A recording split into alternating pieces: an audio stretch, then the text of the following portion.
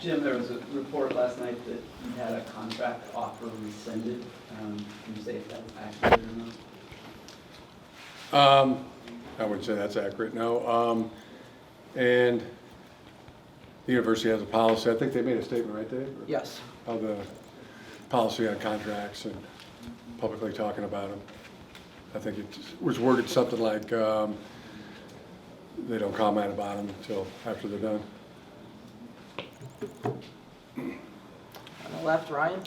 Jim, how do you think these allegations, investigations can possibly affect your legacy at Michigan and as a coach? Team's refreshed. I'm refreshed. Opportunity to spend time with the families.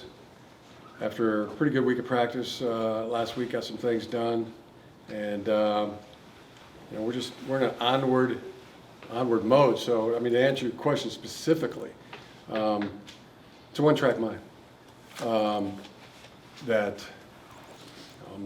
I'm modeling, and I see it throughout the program. Left, Tony?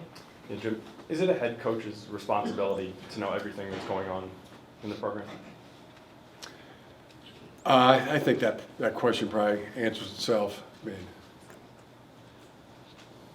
mean, I was forthright with the statement right away, but you're asking.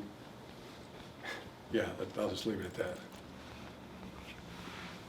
On the left, Aaron?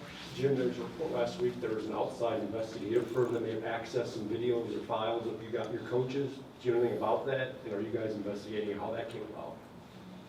Yeah, I'm not going to get it. I got a one-track mind. I'm not going to be speculating. Kind of let others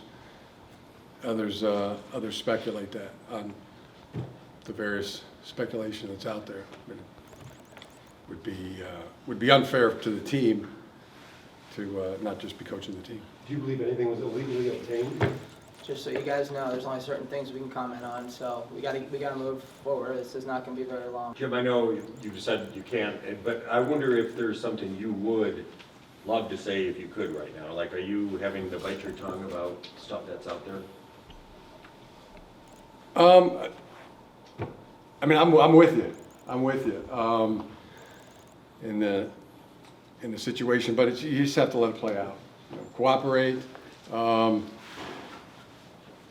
with the investigation, and watch how it plays out. That's but the speculation part. I mean, as I said, you know, there's too much of a one-track mind on coaching the team to be able to engage in every piece of speculation that's, you know, seems to be any and everywhere. Larry? What strategies do you use to keep a one-track mind, and what do you think of night games? 2 questions. Night games this late in the season, to clarify. Yeah,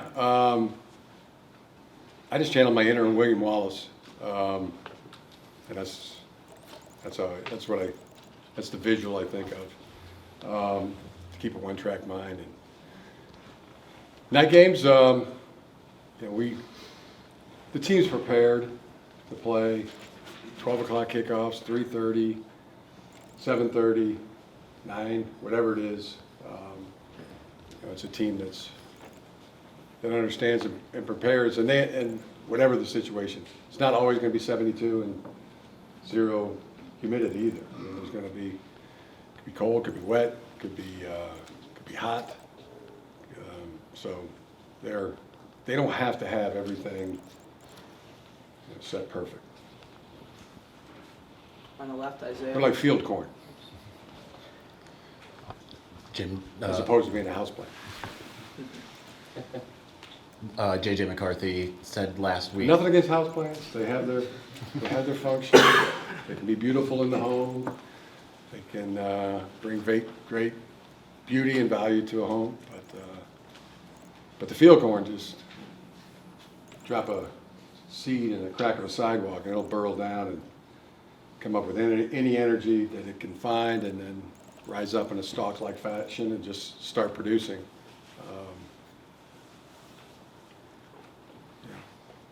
I'd say that's what our team's more like